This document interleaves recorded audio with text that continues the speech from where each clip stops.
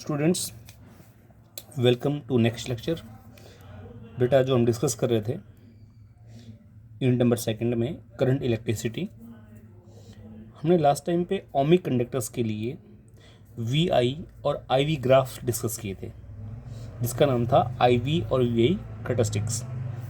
Ohmic conductors क्या होते हैं? जो ओम्स लॉ को ओबे करते हैं बेटा। और नॉन ओमिक क्या होते हैं? जो ओम्स लॉ को ओबे नहीं करते। तो अब हम बात करेंगे I V characteristics of the non ohmic conductor. I V या वी आई आप दोनों यूज कर सकते हैं इसमें एक साथ, क्योंकि ओम्स लॉ को तो ओबे करते नहीं है। ये मीन्स जो वी आई ग्राफ आएगा वो स्ट्रेट लाइन नहीं आएगा। नॉन ओमिक कंडक्टर्स कौन से होते हैं? उनके नाम लास्ट टाइम बताए गए थे। सेमीकंडक्टर डिवाइस हो गए, ट्रांजिस्टर्स बेटा हमारे पास हो गए, वैक्यूम ट्यूब हमारे पास हो गई हैं। वो सारे कैसे नॉन ओमिक होते हैं? उनका ग्राफ स्ट्रेट लाइन नहीं होता है। तो देखो, मैंने इसमें लिख रखा है, Ohm's law is not a law of nature, that is it is not universal law that applies everywhere under all conditions. Means सभी कंडीशंस में हर जगह अप्लाई नहीं होता है। कुछ एग्जांपल्स मैंने लिए हैं, इनको आप लिमिटेशंस ऑफ ओम्स लॉ बोल सकते हो। तो ये आई वी ग्राफ है फॉर सेमीकंडक्टर डिवाइसेस, जिनको डायोड बोलते हैं। चैप्टर लास्ट आपका आएगा, हम आपको पढ़ाएंगे। ये जो ग्राफ होता है, ये ग्राफ इस टाइप से होता है। कुछ सर्टेन वैल्यू तक, पोटेंशियल तक करंट जीरो है, फिर करंट रैपिडली इंक्रीज हो गया है। ऐसा ही नेगेटिव डायरेक्शन में जाओ, कुछ वैल्यू तक पोटेंशियल की वजह तक करंट जीरो है, फिर करंट अचानक बढ़ गया है। इसको बोलते हैं फॉरवर्ड करंट, इसको बोलते हैं रिवर्स करंट बेटा। तो इसमें ओम्स लॉ आपका ओबे नहीं हो रहा है। ऐसे अगर थ्राइस्टर्स की बात करता हूँ मैं, तो उनका ग्राफ कुछ ऐसे आता है। देखो, अगर मैं यहाँ से एक लाइन ड्रॉ कर देता हूँ, ये वाली, तो पोटेंशियल की एक ही वैल्यू के लिए करंट यहाँ अलग है, यहाँ अलग है, यहाँ अलग है, अलग अलग वैल्यू है करंट की हमारे पास। Gallium arsenide most common example, question भी आता है। उसका ग्राफ ऐसा होता है। गैलियम आर्सेनाइड आपके पास जो है, ये भी सेमीकंडक्टर हमारे पास है। उसका ग्राफ ऐसे आता है, इस टाइप से। इस पे क्वेश्चन एग्जाम में ये आ जाता है कई बार कि किस रीजन में ओम्स लॉ ओबे हो रहा है। देखो, कंप्लीटली तो ओबे नहीं हो रहा। किस रीजन में ओम्स लॉ ओबे हो रहा है और रेजिस्टेंस नेगेटिव कहाँ है? तो एक बात लास्ट टाइम बताना मैं भूल गया था कि रेजिस्टेंस नेगेटिव कब होगा? स्लोप नेगेटिव आएगी बेटा। देखो, वी आई ग्राफ की स्लोप इक्वल टू रेजिस्टेंस होती है। अब चाहे वी आई हो चाहे आई वी ग्राफ हो, स्लोप नेगेटिव आएगी, रेजिस्टेंस नेगेटिव ही आएगा। तो इस ग्राफ में ए से लेके बी तक तो ओम्स लॉ ओबे हो रहा है, स्ट्रेट लाइन ग्राफ है। तो पहला क्वेश्चन आपके पास है कि ओम्स लॉ ओबे कहाँ हो रहा है? तो ए से लेके बी तक हो रहा है। उसके बाद रेजिस्टेंस नेगेटिव कहाँ है बेटा? तो रेजिस्टेंस नेगेटिव है सी से डी तक, जहाँ स्लोप नेगेटिव है। इस रीजन में रेजिस्टेंस नेगेटिव है, ये हो गया नेगेटिव रेजिस्टेंस। और यहाँ बेटा V प्रोपोर्शनल टू I है इस पर्टिकुलर रीजन के अंदर। यहाँ आपके पास ओम्स लॉ ओबे हो रहा है, यहाँ रेजिस्टेंस नेगेटिव है। ये बात फिर ध्यान दें, जब भी ग्राफ की स्लोप नेगेटिव आएगी, रेजिस्टेंस बेटा नेगेटिव ही होता है। ठीक है, तो ये हमारे पास कुछ मैंने एग्जांपल्स दिए थे, एक दो एग्जांपल आपको। इनको लिमिटेशंस ऑफ ओम्स लॉ बोल सकते हो आप इनको, और चाहे तो आप इनको नॉन ओमिक कंडक्टर्स के लिए हम डिस्कस कर सकते हैं। अब अगला जो पॉइंट आएगा कि टेम्परेचर का क्या रोल है। फिर मीन्स रेजिस्टेंस जो है टेम्परेचर के साथ चेंज कैसे होता है किसी भी सब्सटेंस का। देखो, मैं कंडक्टर नाम नहीं ले बेटा, यहाँ पे मैं सब्सटेंस का नाम ले रहा हूँ कि किसी भी सब्सटेंस के लिए resistance of substance with temperature change कैसे होगा, हम वो डिस्कस अब करने वाले हैं। Effect of temperature on resistance of the substance. कोई भी सब्सटेंस है, उसके रेजिस्टेंस पे टेम्परेचर का क्या इफेक्ट होता है बेटा? देखो, एक मैथमेटिकल हमारे पास इक्वेशन है कि रेजिस्टेंस ऑफ द सब्सटेंस कोई भी है वो, मैंने कंडक्टर वर्ड यूज अभी तक नहीं किया है। Resistance at T degree Celsius is equal to resistance at T0 degree Celsius 1 plus alpha delta T बेटा। ये एक रिलेशन होती है एक्सपेरिमेंटल, रेजिस्टेंस का वेरिएशन है। आर टी इसमें क्या है? Resistance at T degree Celsius. R nought resistance at reference temperature.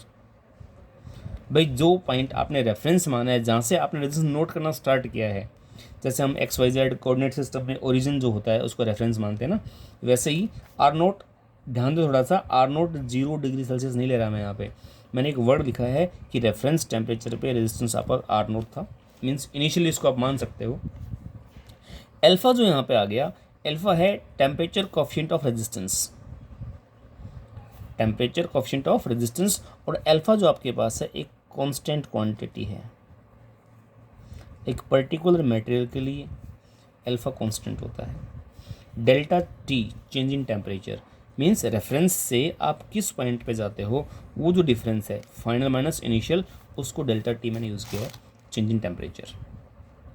बेटा इस इक्वेशन को मैं मॉडिफाई करूँ, आर नोट से अंदर मल्टीप्लाई कर दो तो ये हो जाएगी R T equal to R nought plus R nought alpha delta T. ये बेटा आर नोट यहाँ मल्टीप्लाई और यहाँ मल्टीप्लाई कर दिया मैंने।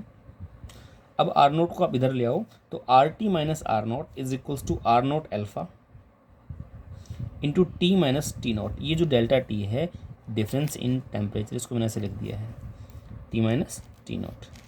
बेटा डिफरेंस ऑफ टेम्परेचर, अगर डिफरेंस स्मॉल है तो इसको मैं डी आर लिख सकता हूँ, सॉरी डिफरेंस इन रेजिस्टेंस, मैं टेम्परेचर बोल गया by mistake, difference in resistance. अगर डिफरेंस काफ़ी स्मॉल है तो डी आर लिख सकते हैं।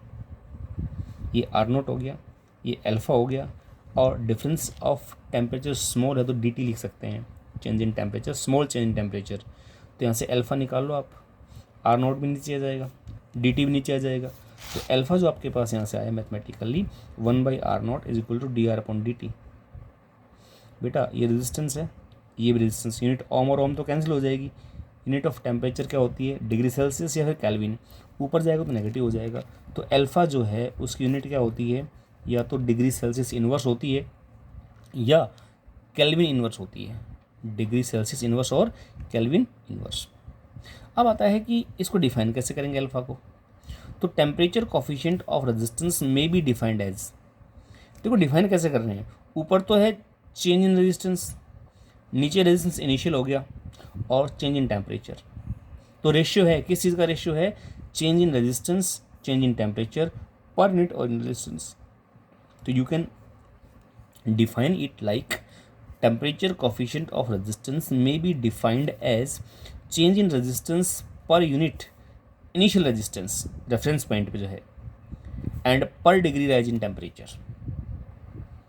Change in resistance D R, per unit initial resistance R naught, and per degree rise in temperature change in temperature.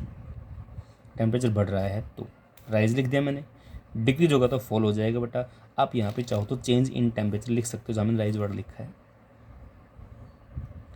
अब अल्फ़ा की हम अगर अलग अलग फॉर्म पढ़ना चाहें तो बेटा उसके लिए हमारे पास जो अल्फ़ा का फॉर्मूला है, alpha equal to R two minus R one. अब ये आर वन है टी वन टेम्परेचर की बात कर रहा हूँ, और आर टू किस पे है, टी टू टेम्परेचर पे है, divide by R one T two minus T one.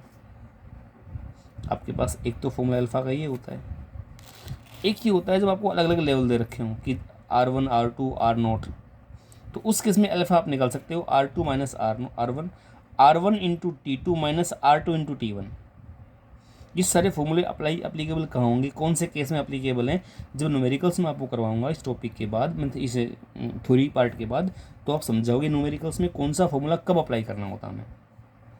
और बेटा अल्फ़ा का एक होता है R T minus R nought into T. इस केस में जो आपके पास आर नोट है रेजिस्टेंस एट, जो आर नोट है यहाँ पे टेम्परेचर एट 0 डिग्री सेल्सियस बेटा यूज़ किया मैंने, तो T minus zero equal to T बचेगा यहाँ पे, ठीक है।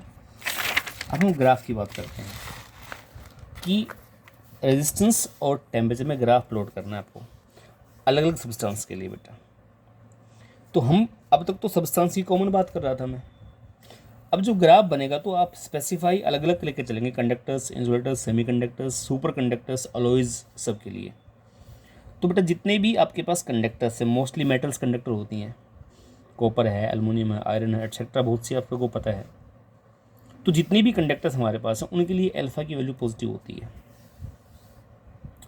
अल्फ़ा पॉजिटिव होने का मतलब क्या है, मैं एक बार पीछे वापस आता हूँ।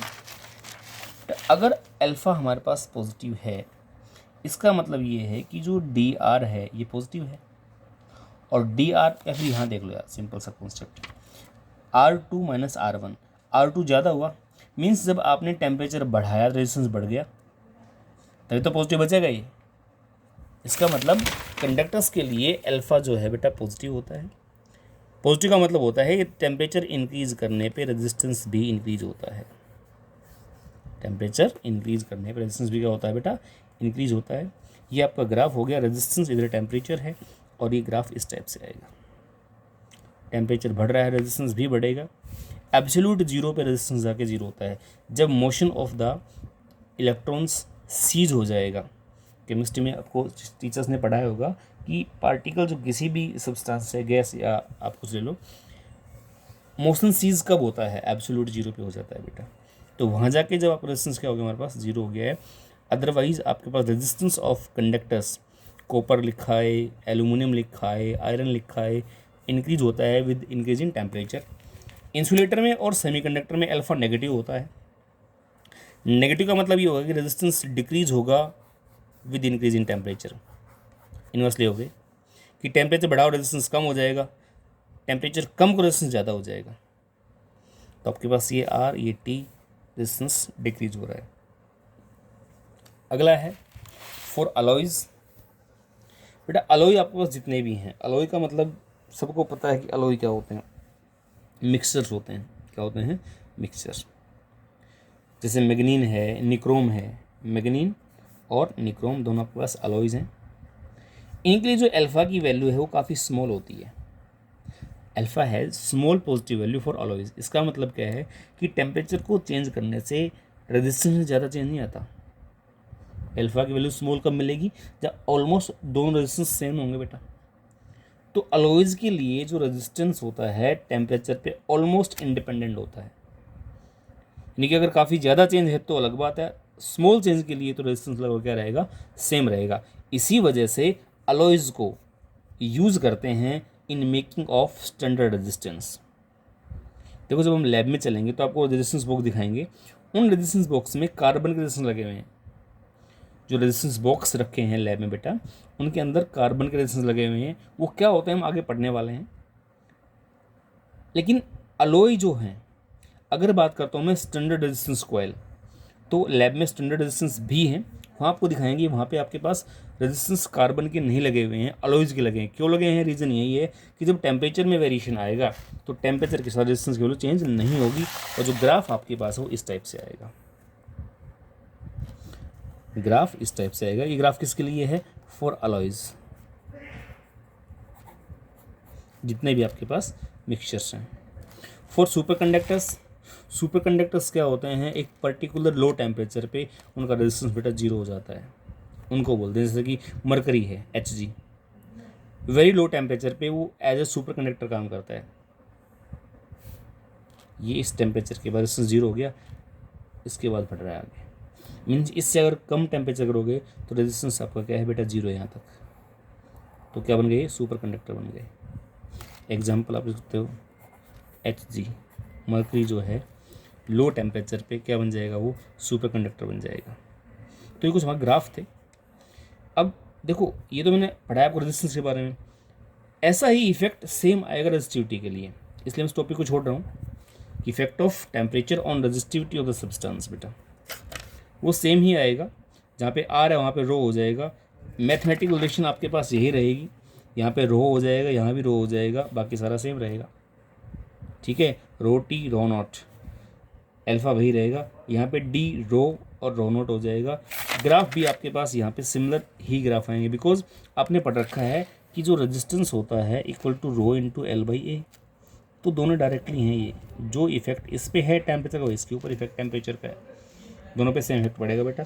तो वो मैं पार्ट छोड़ रहा हूँ, एज इट इज़ आएगा। नोट करना चाहो तो कर सकते हो आप नोटबुक में, ऐसा कोई इशू है नहीं है हमारे पास। अब जो अगला टॉपिक मैं स्टार्ट करने जा रहा हूँ, बहुत इंपॉर्टेंट टॉपिक स्टार्ट कर रहा हूँ बेटा। ईएमएफ क्या होती है। आप लोगों ने इलेक्ट्रोकेमिस्ट्री पढ़ी है, टीचर्स ने पढ़ाई है, केमिस्ट्री वालों ने। इलेक्ट्रोमोटिव फोर्स, वहाँ आपको बैटरी पढ़ाई होगी, सेल पढ़ाया गया होगा, वहाँ भी ये वर्ड यूज़ किया होगा EMF, electromotive force. Electromotive force क्या होता है, देखो जब भी हम किसी सर्किट में कोई बैटरी कनेक्ट करते हैं तो जो इलेक्ट्रिक फील्ड सेटअप हुआ है बैटरी के टर्मिनल्स के अक्रॉस, भाई बैटरी में दो पॉइंट, एक पॉजिटिव टर्मिनल एक क्या होता है बेटा, नेगेटिव।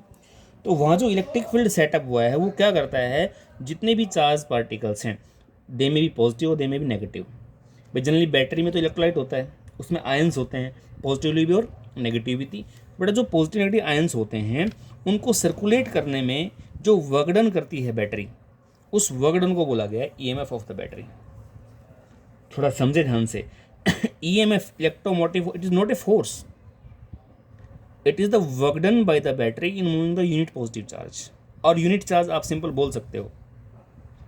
अब ध्यान करो, work done upon charge something something equal to potential पढ़ा रखा है आप लोगों को। हाँ, एग्जैक्टली वही बातें हैं। इलेक्ट्रोमोटिव फोर्स है तो पोटेंशियल ही, लेकिन ये कौन सा पोटेंशियल है जिसने चार्ज पार्टिकल्स को मूव करवाया है। अब इलेक्ट्रोमोटिव फोर्स, बेटा नाम तो इसका ईएमएफ है, फोर्स है, लेकिन है क्या, ये अमाउंट ऑफ वर्क डन है। बैटरी में जो इलेक्ट्रिक फील्ड सेटअप हुआ है उसने चार्ज को सर्कुलेट करने में कितना वर्क किया है, that is called electromotive force. तो इसमें सब बातें लिखी हुई है। This work done by the battery to move the charge in the source is called EMF of the battery. बेटा इलेक्ट्रोमोटिव फोर्स, वैसे भी इलेक्ट्रॉन को मोशन में लाएगा वो फोर्स, उसने वर्क कितना किया, दैट इज कॉल्ड ईएमएफ। है तो ये पोटेंशियल ही, यानी कि ए सेल और battery generate a potential difference between the terminals in open circuit, this potential is called EMF. भाई पोटेंशियल क्या होता है सब बच्चों को पता है बेटा अच्छे से। Work done by the charge beginning में पढ़ाया था, लॉकडाउन स्टार्ट हुआ तब पढ़ाया गया होगा। सेल और बैटरी जो पोटेंशियल जनरेट करती है बिटवीन टर्मिनल ओपन सर्किट में, इंपॉर्टेंट पॉइंट है, ओपन सर्किट में, उसको बोला गया पोटेंशियल।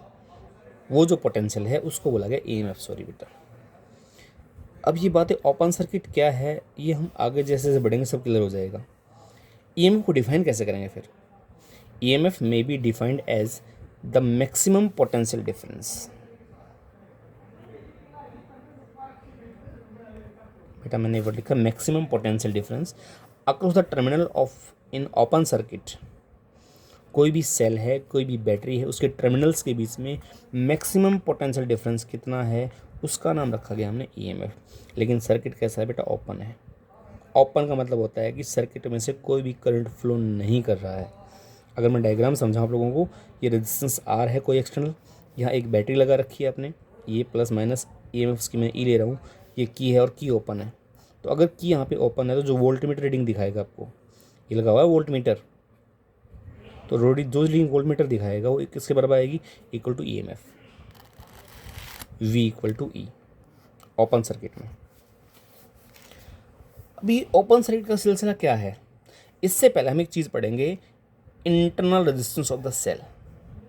अब तक आपने सिर्फ रेजिस्टेंस पढ़ा था कंडक्टर का, अब सेल की बात आ गई बेटा। देखो अभी बताया कि सेल पे जब आपने सेल या बैटरी जब भी आप सर्किट में जोड़ते हो तो चार्ज पार्टिकल्स को मूव करवाएगी। अब जब चार्ज पार्टिकल्स मूव करेंगे एक साइड दूसरी साइड में, तो बेटा आपस में कोलिजन होगा। वो जो कोलिजन हो रहा है वही तो रेजिस्टेंस है। आपने इनिशियली पढ़ा रखा रेजिस्टेंस क्या है, what is the cause of resistance. Ohm's law के जस्ट बाद पढ़ाया था what is the cause of resistance. बेटा रेजिस्टेंस का कॉज क्या है, कोलिजन बिटवीन द इलेक्ट्रॉन्स या collision between the charge particles. ऐसा यहाँ भी तो होगा, जैसे आपने बैटरी को ऑपरेट करना स्टार्ट किया है, जैसे आपने इस की को ऑन किया है, करंट स्टार्ट करेगा फ्लो करना। जब करंट बेटा फ्लो, इसका मतलब क्या होगा कि चार्ज जो बैटरी है वो पार्टिकल जो आयंस हैं उनको सर्कुलेट करवाती है। अगर वो बैटरी उन आयंस को सर्कुलेट करवाएगी तो जो उनमें कोलिजन हुआ है बीच में, वो कोलिजन रिस्पॉन्सिबल है रेजिस्टेंस के लिए। उसका नाम रखा गया है कि इंटरनल रेजिस्टेंस। वो बैटरी के अंदर है, उस बैटरी के अंदर क्रिएट हो रहा है, हम उसमें कंडक्टर यूज़ नहीं कर रहे हैं। तो बैटरी के अंदर जो रेजिस्टेंस डेवलप हुआ है कोलिजन की वजह से, उसका नाम रखा है बेटा internal resistance of the cell. इसको डिनोट किससे करते हैं, स्मॉल आर से करते हैं। डेफिनेशन यहाँ लिखी हुई है, आप लोग अच्छे से देख लें और नोट कर लेना। अब आता है कि डिपेंड किस किस पे करता है बेटा।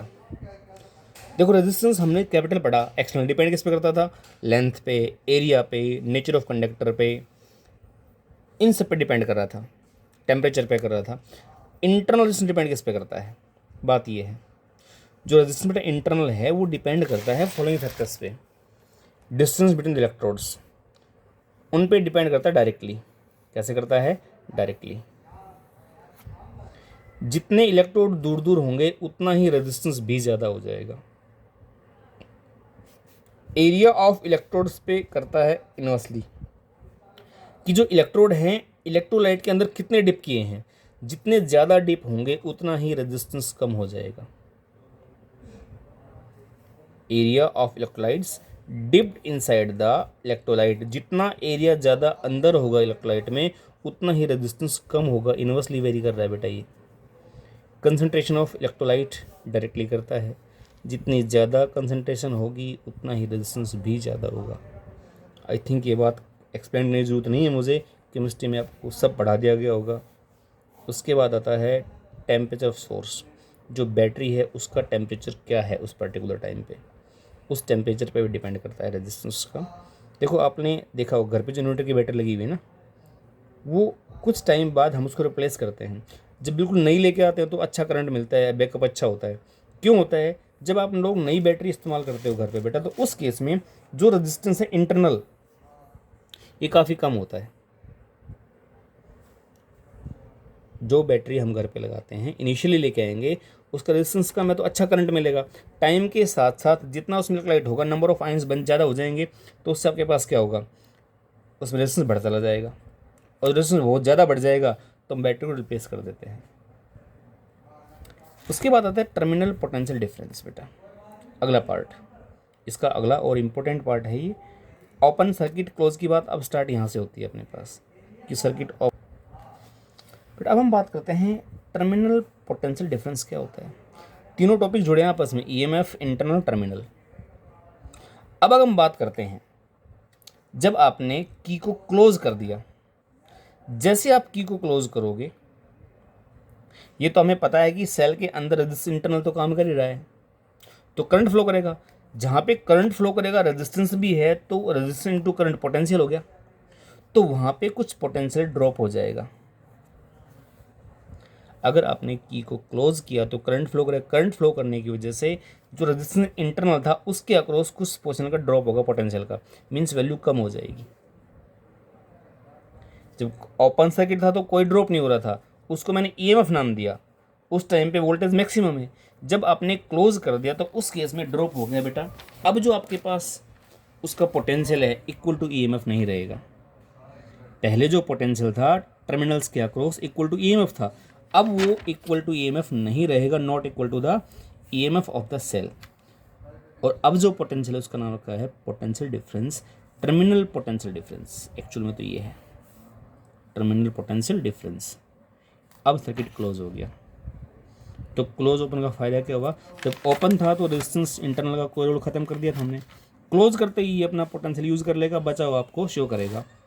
It means the potential difference across the terminals of the cell in close circuit is called terminal potential difference.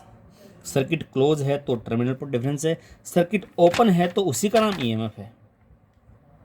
देखो इसकी को मैंने क्लोज कर दिया, अब जो आपके पास ये रीडिंग दिखाएगा वोल्ट मीटर, ये ईएमएफ तो बैटरी की है, ये माइनस जितना इसमें ड्रॉप हो गया, तो वी तो कौन सा है, इसका टर्मिनल पोटेंशियल डिफरेंस जो रीडिंग दिखा रहा है वो कितनी दिखा रहा है, जितना अप्लाइड वोल्टेज था ईएमएफ माइनस जितना ड्रॉप हो गया, बचाव आपको दिखाएगा। ये इतना पोटेंशियल बैटरी ने यूज़ कर लिया, जो आपके घर में बैटरी है इतना आपका पोटेंशियल यूज़ कर रही है, बाकी आपके पास भेज रही हो।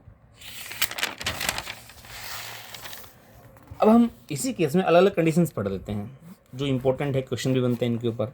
बेटा अगर सेल डिस्चार्ज हो रही है, मीन्स हम जब बैटरी से करंट यूज़ कर रहे हैं, कौन सी कंडीशन है, घर पे इन्वर्टर लगा हुआ है और सप्लाई जो आती है मेन सप्लाई इलेक्ट्रिसिटी की वो नहीं आ रही है, अब बैटरी से करंट लेके हम घर में यूज़ कर रहे हैं, उसका नाम है discharging of the battery. Battery discharge हो रही है, तो बेटा जब बैटरी से आप करंट ले रहे हो तो आपके पास जो पोटेंशियल डिफरेंस आएगा वो आएगा E minus I R. Battery का पोटेंशियल कितना है वो, माइनस ड्रॉप कितना हो गया वो, बचा हुआ आपको मिलेगा। कहने का मतलब डिस्चार्जिंग ऑफ द बैटरी है, उस केस में टर्मिनल पोटेंशियल डिफरेंस ईएमएफ से कम होता है। Terminal potential difference is less than EMF, कौन से केस में, डिस्चार्जिंग। अगर बैटरी चार्ज होती है तो चार्जिंग ऑफ सेल और चार्जिंग ऑफ बैटरी एक ही बात ले लेते हैं, बैटरी और सेल। चार्जिंग ऑफ बैटरी बेटा ये कब की बात है, जब सप्लाई घर में आई हुई है तब जो सप्लाई है उन बैटरी को इन्वर्टर को चार्ज कर रहा है बैटरी को, तो चार्ज करेगा, इसका मतलब करंट डायरेक्शन से हो जाएगी। पहले तो करंट बैटरी से निकला है, पॉजिटिव टर्मिनल से करंट निकला है और यूँ घूम के आएगा ये, तो इन दोनों पॉइंट्स के अक्रॉस जो आपके पास पोटेंशियल होगा वो होगा EMF माइनस IR। ये रेजिस्टेंस इंटरनल सेल का है, ये this is the resistance internal not external.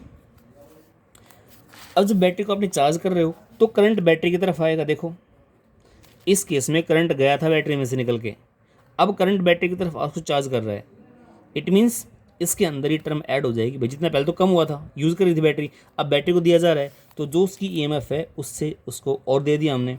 It means इस केस में आपके पास क्या हो गया बेटा, जो आपके पास पोटेंशियल डिफरेंस है that is more than the EMF। Potential difference is more than EMF। अगर सर्किट ओपन है, अच्छा एक क्वेश्चन एग्जाम में आता है, क्या किसी कंडीशन में टर्मिनल पोटेंशियल डिफरेंस EMF से ज़्यादा हो सकता है?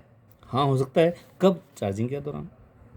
क्वेश्चन क्या है कि क्या किसी कंडीशन में टर्मिनल पोटेंशियल डिफरेंस EMF से ज़्यादा होता है? तो होता है। कब होता है? जब चार्जिंग पे हो। कब होता है? जब डिस्चार्जिंग पे हो। और अगर सर्किट ओपन है, आपने ना तो उसको चार्ज कर रहे हो ना डिसयूज ही नहीं कर रहे हो, तो उस केस में terminal potential difference equal to EMF होता है। Current is zero, no current from the circuit. Open circuit हो गया ना, ओपन की का रेजिस्टेंस होता है infinity. Resistance of the open key कितना होता है? इन्फिनिटी। करंट क्या हो गया? जीरो। करंट अगर जीरो है तो यहाँ पे जीरो पुट कर दो, V इक्वल टू E बचेगा। चाहे यहाँ जीरो पुट कर दो, V इक्वल टू E बचेगा। ये सारा जीरो हो गया पीछे वाला। एक केस और बचता है, अगर शॉर्ट सर्किट कर दिया आपने। क्या कर दिया? Short circuit. भाई ये है, एक वायर सीधा आपने जोड़ दिया, अब पोटेंशियल जीरो हो गया। अब हमने कोई नहीं, ये प्लस ये माइनस आपस में सीधे जोड़ दिया आप लोगों ने डायरेक्टली सेल के दोनों, तो V इक्वल टू क्या हो गया? जीरो। अब कोई पोटेंशियल शो नहीं करेगी। शॉर्ट सर्किट का मतलब क्या है कि शॉर्टेस्ट पाथ, इसको छोड़ के यहाँ से निकलेगा। तो जब यहाँ से हम निकलेंगे इस केस में से, तो वायर है, रेजिस्टेंस ऑफ वायर हम ऑलमोस्ट क्या मानते हैं? वेरी जीरो मान के चलते हैं। करंट जीरो नहीं होता है। तो करंट कहाँ से जाएगा? जहाँ उसको रोकने वाला नहीं हो कोई भी। इस वायर रेजिस्टेंस जीरो है बेटा, तो यहाँ से रोकने वाला कोई नहीं है, तो करंट यहाँ से निकल जाएगा, उसमें जाएगा नहीं। इट मीन्स इन दोनों पॉइंट्स के बीच में पोटेंशियल कितना होगा? जीरो। भाई V इक्वल टू बेटा क्या होता है? RI। सेल तो हटेगी वहाँ से, तो R कितना है? जीरो। V कितना? जीरो हो जाएगा। समझे बात? शॉर्ट सर्किट वाला केस हम आगे और भी करेंगे, रेजिस्टेंस में यूज़ करेंगे, इन केस रेजिस्टेंस भी करेंगे। तो चार केस बताए मैंने, चार केस ध्यान से अच्छे से पढ़ लें। अब इसका लास्ट पार्ट बचता है expression for the internal resistance. Small r की वैल्यू क्या होगी बेटा? बिल्कुल सिंपल है, V equal to E minus IR आपने पढ़ा है अभी ड्यूरिंग द, हम बात कर रहे हैं डिस्चार्जिंग की। यहाँ से IR को मैं इधर ले लेता हूँ, V इधर आ जाएगा, IR equal to E minus V। हमें सिर्फ R चाहिए, तो E minus V upon I से डिवाइड कर दिया मैंने, डिवाइड बाई I। अब करंट कितना सर्किट में? अगर R रेजिस्टेंस है तो V इक्वल टू होता है बेटा RI। यहाँ से I हो जाएगा V अपॉन R, तो इस I की वैल्यू यहाँ पुट कर दो, V अपॉन R। तो V तो नीचे आएगा, R ऊपर चला जाएगा, तो स्मॉल r कितना आ गया? E minus V upon V into capital R। बेटा V को अलग अलग कर लो, E by minus one into R। E क्या है? EMF of cell. V क्या है? Terminal potential difference. और R क्या है? External resistance. यहाँ तक का थ्योरी का पार्ट क्लियर है। नेक्स्ट लेक्चर भी थ्योरी का ही पढ़ाऊंगा। नेक्स्ट के 3 लेक्चर थ्योरी के आएंगे, उसके बाद न्यूमेरिकल स्टार्ट करूँगा मैं। थ्योरी के कॉन्सेप्ट जिस बच्चे क्लियर हैं, न्यूमेरिकल्स बिल्कुल आसान है, आराम से आ जाएंगे। तो थ्योरी पे आप फोकस करें, ज़रूर फोकस करें बेटा, UT आने वाला है। ठीक है, लेक्चर नंबर नेक्स्ट आपको मिल जाएगा, लेट नाइट तक आएगा, सुबह पढ़ पाओगे क्योंकि स्पीड भी नहीं होती है दिन में नेट की, इवनिंग में स्पीड अच्छी होती है, इसलिए मैं रात को ही अपलोड करूँगा वीडियो। ठीक है, थैंक यू वेरी मच।